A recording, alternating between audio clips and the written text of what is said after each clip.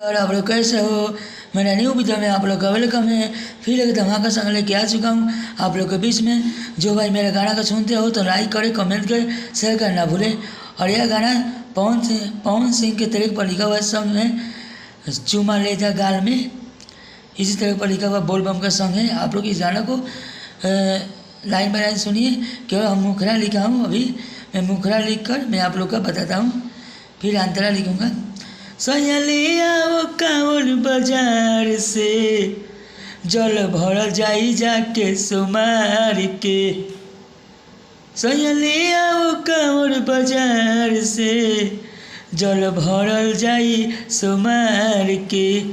लेके कोरिया शिव के नगरिया चलल जाई जल भर के। सैया वो कांवल बाजार से जल भरल जाई सोमार के। सैया वो कांवल बाजार से जल भरल जाई सोमार के। एक और मुखरा लिखा हूँ और आप लोग के अंतरा लिख के बताऊँगा। अभी अंतरा लिख दूसरा पेज में अंतरा आप लोग को बताऊँगा।